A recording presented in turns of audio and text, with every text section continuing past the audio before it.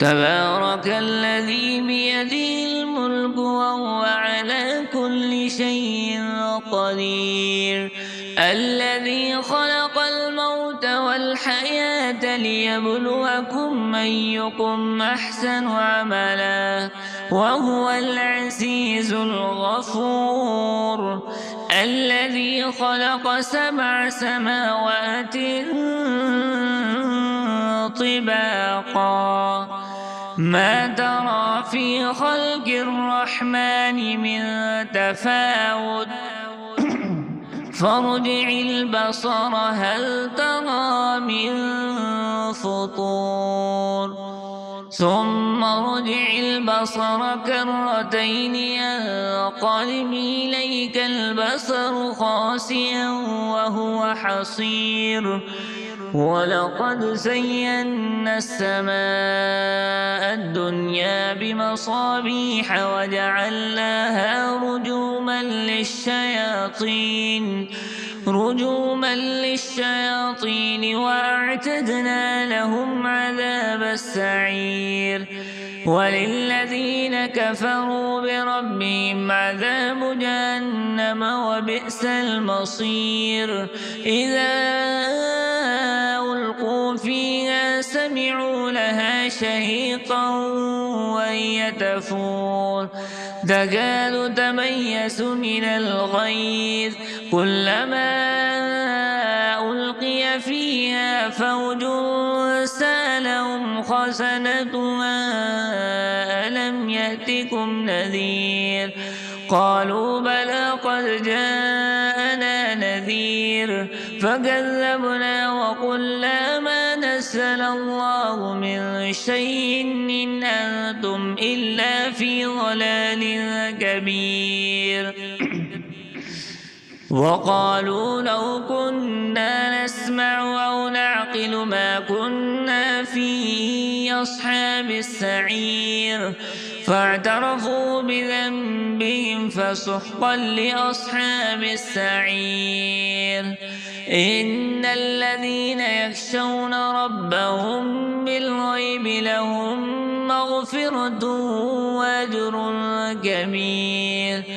وأسروا قولكم أو اجهروا به إنه عليم بذات الصدور. ألا يعلم من خلق وهو اللطيف الخبير.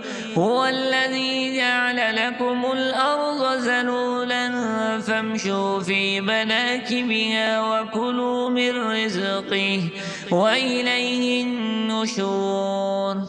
أأمنتم من في السماء أن يخسف بكم الأرض فإذا هي تمور أم أمنتم من في السماء أن يرسل عليكم حاصبا فستعلمون كيف نذير. ولقد كذب الذين من قبلهم فكيف كان نكير. أولم يروا إلى الطير فوقهم صافات ويقبضن ما يمسكهن إلا الرحمن إنه بكل شيء بصير. أمن هذا الذي هو جند لكم ينصركم من دون الرحمن إن الكافرون إلا في غرور. أمن هذا الذي يرزقكم من أمسك رزقه بل لجوا في عتو ونفور. أفمن يمشي مكبا على وجهه أهدى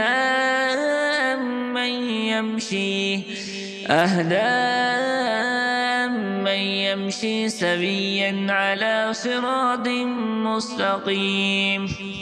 قل هو الذي ينشاكم وجعل لكم السمع والأبصار والأفئدة قليلا ما تشكرون.